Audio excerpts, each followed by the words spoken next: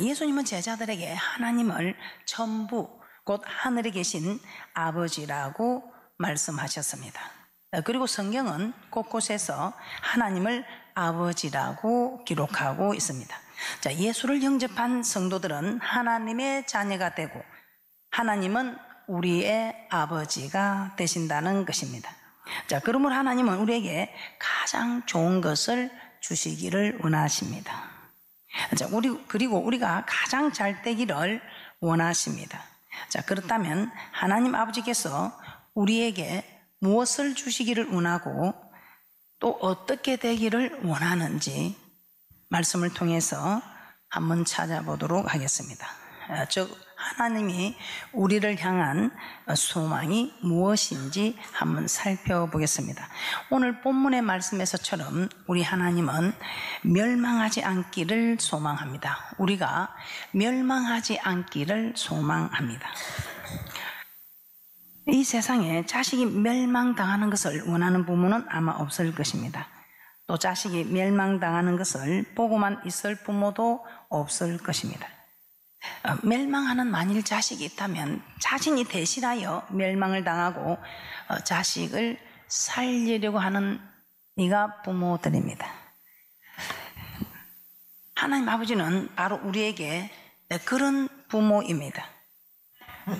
성경 66권을 통해서 하나님 아버지께서 우리에게 전하시고자 하는 말씀, 전하시고자 하는 말을 가장 잘 기록한 곳이 요한복음 3장 16절입니다. 하나님께서는 독생자 예수 그리스도를 이 땅에 보내사 십자가에 못 박혀 죽게 하신 것은 그 예수가 하나님의 아들이시요 우리를 죄에서 구원하시기 위해 십자가에 못 박혀 죽으신 그리스도이심을 믿는 자들을 멸망시키지 않고 영생을 얻게 하기 위함이라고 말씀하고 있습니다. 이는 곧 예수를 하나님의 아들이요 우리를 죄에서 구원하신 그리스도임을 믿지 않는 자들은 멸망을 당한다 이 말입니다. 사도 바울은 로마서에서 이렇게 말씀하고 있습니다. 로마서 3장 10절에서 12절 말씀 한번 찾아보겠습니다. 시작. 기록한 바 의인은 없나니 하나도 없으며 깨닫는 자도 없고 하나님을 찾는 자도 없고 다 치우쳐 한 가지로 무익하게 되고 선을 행하는 자는 없나니 하나도 없도다. 그리고 로마서 3장 23절에서는 모든 사람이 죄를 범하였으며 하나님의 영광에 이르지 못하더니라고 말씀하고 있습니다. 이 세상에 죄를 짓지 않는 사람은 아무도 없다는 것입니다. 다 죄를 짓고 다 죄를 짓고 살고 있다는 것입니다. 그런데 로마서 6장 23절에서는 이렇게 죄를 지으면 죄의 싹은 사망이라고 말씀하고 있습니다. 이 사망은 영원한 멸망, 곧 지옥에 가는 것을 말씀하고 있습니다. 그러므로 이 세상의 모든 사람들은 자신이 지은 대가로 영원한 멸망을 받을 수밖에 없었습니다. 그러나 우리 아버지 되시는 하나님은 그의 자녀들이 멸망을 당하는 것을 볼 수 없어서 보고만 계시지 않으셨습니다. 어떻게 하셨습니까? 오늘 요한복음 3장 16절의 말씀처럼 독생자 예수 그리스도를 이 땅에 보내사 십자가에 못 박혀 죽게 하심으로 우리가 받아야 할 죄의 대가를 받게 하셨습니다. 그리고 이제는 그 예수를 믿기만 하면 우리의 모든 죄를 다 용서하여 주시고 아무런 죄가 없다고 선언하여 주셨습니다. 즉 어렵다고 인정해 주신다는 것입니다. 로마서 3장 23절에서 24절 말씀 함께 보겠습니다. 시작. 모든 사람이 죄를 범하였음에 하나님의 영광에 이르지 못하더니 그리스도 예수 안에 있는 구속으로 말미암아 하나님의 은혜로 값없이 어렵다 하심을 얻은 자 되었느니라. 그러므로 어떤 자들이 멸망을 당합니까? 죄를 범한 자들이 아닙니다. 예수 그리스도께서 십자가에 못 박혀 죽으신 이후에는 예수를 하나님의 아들이시오 우리를 죄에서 구원하신 그리스도이심을 믿지 않는 자들이 멸망을 당한다는 것입니다.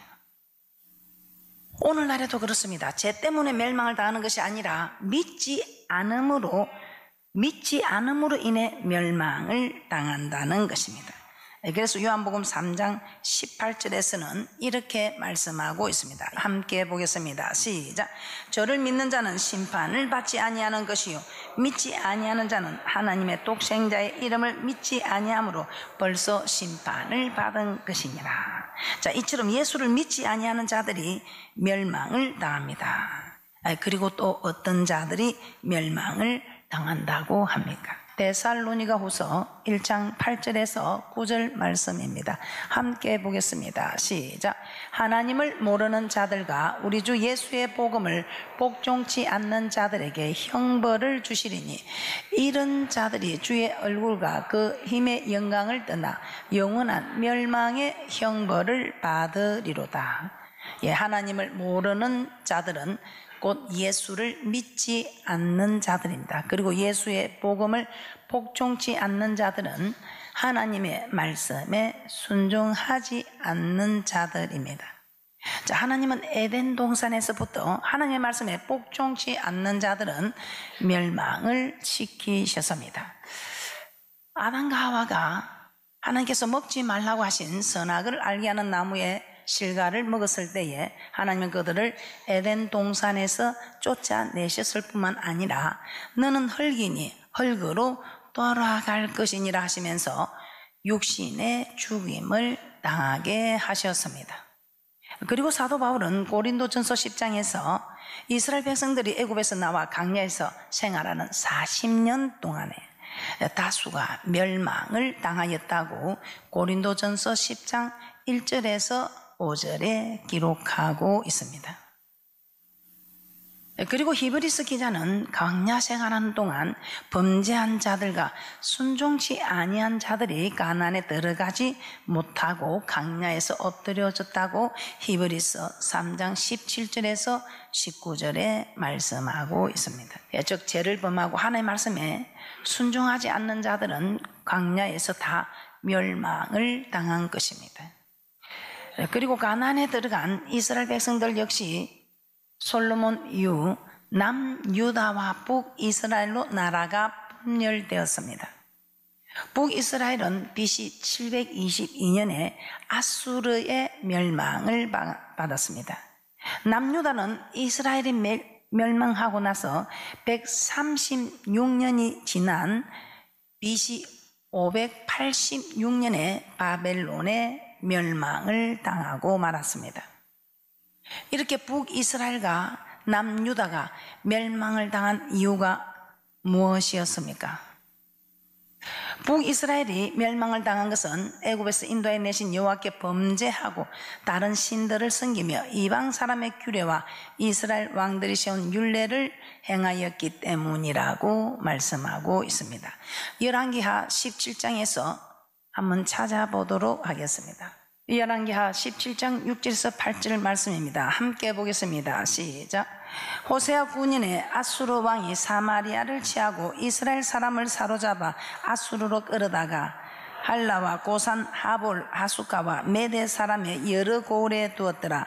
이 일은 이스라엘 자손이 자기를 애굽에서 인도하여 내사 애굽 바로의 손에서 벗어나게 하신 그 하나님 여호와께 죄를 범하고 또 다른 신들을 경외하며 여호와께서 이스라엘 자손 앞에서 쫓아내신 이방 사람의 규례와 이스라엘 여러 왕에 세운 율례를 행하였음이라. 그리고 남유다는 또 왜 멸망을 했습니까? 이 북이스라엘이 멸망한 것을 보고 정말 깨닫고 돌이켰으면 좋았겠구만. 이 남유다는 136년이 지난 후에 바벨론의 멸망을 당하게 됩니다. 자, 역대하 36장 15절에서 16절 말씀 한번 찾아보겠습니다. 시작. 그 열조의 하나님 여호와께서 그 백성과 그 거하시는 곳을 아키사 부지런히 그 사자들을 그 백성에게 보내어 이르셨으나 그 백성이 하나님의 사자를 비웃고 말씀을 멸시하며 그 선지자를 욕하여 여호와의 진노로 그 백성에게 미쳐서 만회할 수 없게 하였으므로 이처럼 하나님은 그가 친히 구원하여 내시고 백성 삼으신 이스라엘 자손일지라도 범죄하고 불순종하였을 때는 모두 멸망시키셨습니다. 우리 예수님께서도 나더러 주여 주여 하는 자마다 다 천국에 들어갈 것이 아니요 하늘에 계신 내 아버지의 뜻대로 행하는 자라야 들어가리라고 말씀하고 있습니다.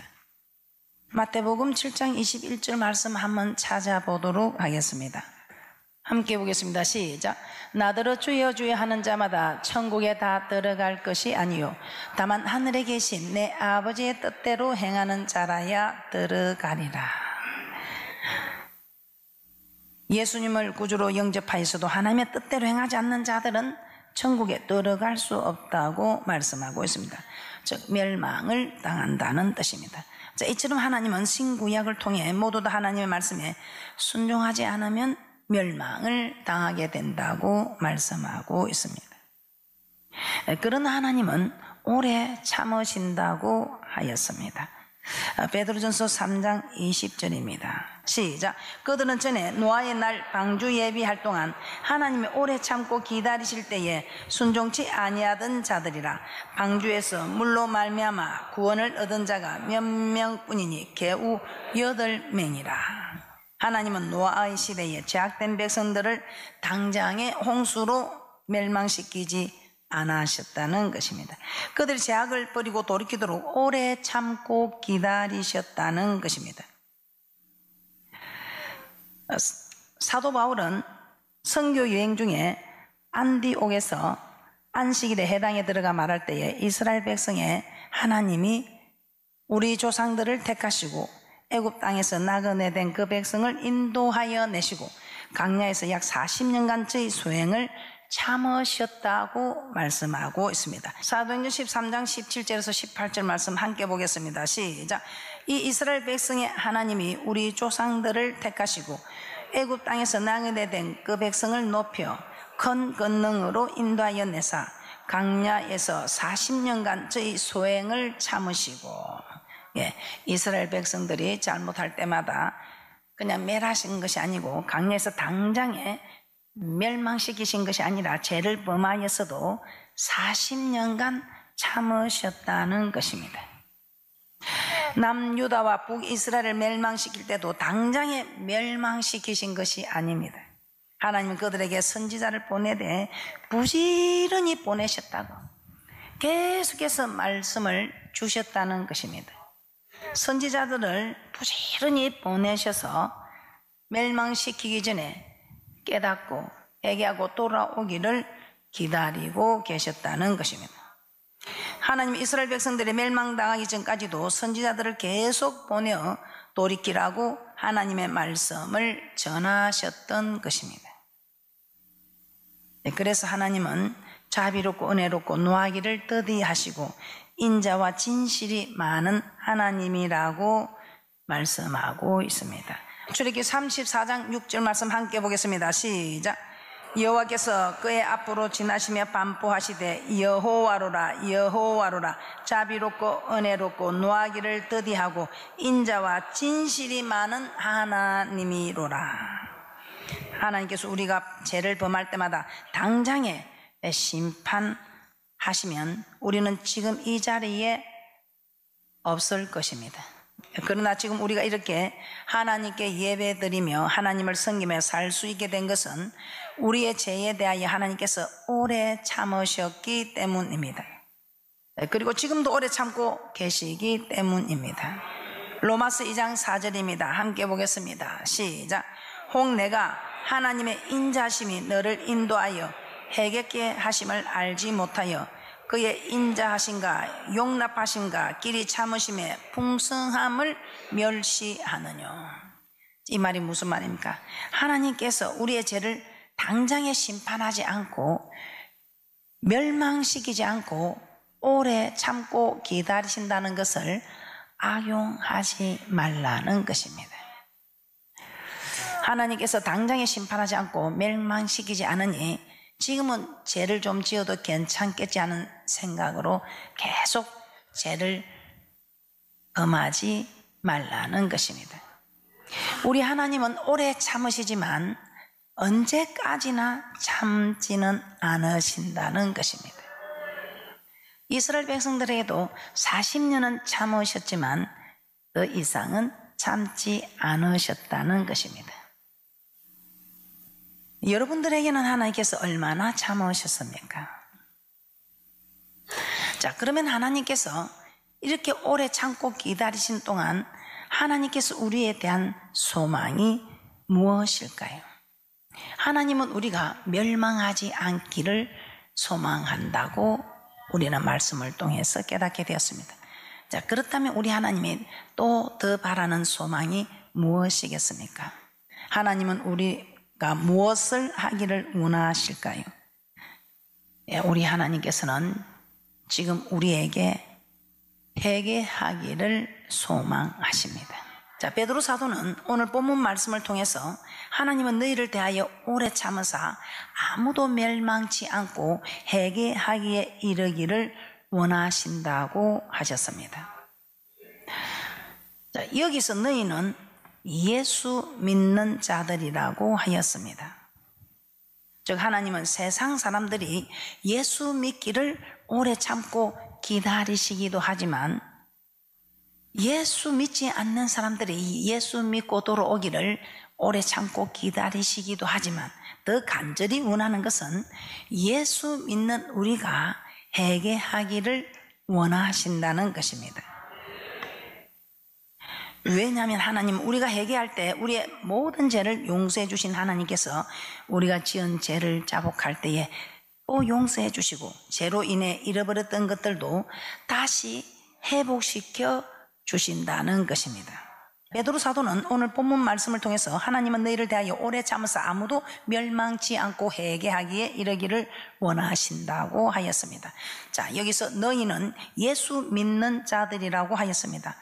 즉 하나님은 세상 사람들이 예수 믿기를 오래 참고 기다리시기도 하지만 예수 믿는 우리가 회개하기를 더 간절히 원하신다는 것입니다. 자, 하나님 우리가 회개할 때 우리의 죄를 용서해 주시고 그 죄로 인하여 잃어버렸던 것들도 다시 회복시켜 주시는 분이십니다. 자, 욥은 순전하고 정직하여 하나님을 경외하며 악에서 떠난 자라고 했습니다. 자, 누가 보아도 스스로 생각하기에도 죄를 짓지 않고 의로운 사람처럼 보였습니다. 그러나 그 마음속에는 자신이 하나님보다 더 어렵다고 하는 교만한 마음이 있었습니다. 그래서 우리 하나님은 교만은 멸망의 선봉이며 패망의 앞잡이가 되는 이 교만을 깨뜨리기 위해서 재산, 자녀들 또 심지어 자신의 건강까지도 고통에 처하는 그런 고난을 주셨습니다. 그래도 깨닫지 못하니 친구들을 보내서 깨닫게 하려고 했습니다. 마치 이스라엘 백성들에게 선지자를 여러 번 보내서 깨닫게 하시렸던 계획처럼 친구들을 보내서 깨닫게 하려고 하였습니다. 그렇지만 욥은 자신의 죄를 발견하지 못했습니다. 이때 우리 하나님께서는 마지막으로 하나님께서 욥에게 직접 나타나셔서 말씀하실 때에 욥은 자신의 죄를 발견하고 그래서 말씀 앞에서 그래서 우리는 말씀을 주야로 묵상하는 복 있는 사람들이 되어야 합니다. 말씀 앞에서 자신의 죄를 발견하고 티끌과 재 가운데서 회개한다고 하였습니다. 이렇게 자신의 죄를 회개하였더니 하나님은 욥에게 다시 복을 주셨습니다. 다윗 역시 바세바를 간음하고 그녀의 남편 우리아를 죽였을 때 하나님은 나단 선지자를 보내서 다윗의 죄를 지적하고 책망하였습니다. 그러자 다윗은 자신의 죄를 인정하고 회개하였습니다. 이렇고 저렇고 변명하지 않았습니다. 아담처럼 하나님이 내게 주신 여자 그가 내게 이렇게 그나무로 먹었다고 그렇게 변명하는 것이 아니라 자신의 죄를 인정하고 회개하였습니다. 그리하였을 때 하나님은 다윗을 용서하셨고 바세바를 통해서 낳은 아들 솔로몬이 다윗의 뒤를 이어 이스라엘의 왕이 되게 해 주셨습니다. 니느의 성은 어떻습니까? 악독이 하늘에 상달하여 하나님께서 그들을 멸하시려고 요나를 보내서 심판이 있으리라고 외치라고 하였습니다. 이에 요나가 니느웨 성에 가서 40일이 지나면 니느웨가 무너지리라고 외쳤습니다. 그러자 그 소리를 들은 왕이 조서를 내려 니느웨의 모든 사람과 짐승들은 다 굵은 뼈를 입고 여호와께 부르짖을 것이며 각기 악한 길과 손으로 행한 강포에서 떠나라고 하였습니다. 그들의 죄에 대하여 회개하라고 한 것입니다. 이렇게 그들이 회개하자 하나님은 뜻을 돌이키사 그들에게 내리라고 말씀하신 재앙을 내리지 아니하셨던 것입니다. 그러나 이스라엘 백성들은 어떻게 했습니까? 하나님께서 선지자들을 부지런히 보내어 죄를 버리고 돌이키라고 하셨지만 끝까지 돌이키지 않고 회개치 아니함으로 결국 멸망을 받았습니다. 노아 시대 사람들은 어떻습니까? 노아 시대 사람들은 어떻습니까? 하나님은 홍수로 그들을 심판하시기 전에 노아를 통해서 계속해서 장차 홍수 심판이 있으리라고 경고하셨습니다. 그러나 그들은 홍수로 멸망을 당하기 전까지도 순종하지 않았다고 하였습니다. 이 말은 회개하지 않았다는 것입니다.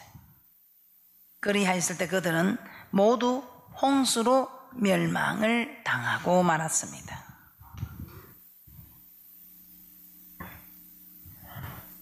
참 우리 하나님 대단하지요. 그냥 주님 앞에 다가와서 하나님 정말 저 잘못했습니다. 이제는 정말 주님 뜻대로 살겠습니다 하고 주님 앞에 회개하면 우리 하나님께서는 그동안의 그 모든 지은 죄를 용서하여 주시고 또 하나님을 잘 섬길 수 있는 기회를 주신다는 것입니다. 그런데 혹시 우리는 그렇게 생각하지 않습니까? 노아 시대 그 사람들은 진짜 악독해서 저렇게 심판을 받았고 이스라엘 백성들도 정말 악하여서 심판을 받았다고 혹시나 그렇게 생각하지는 않았습니까?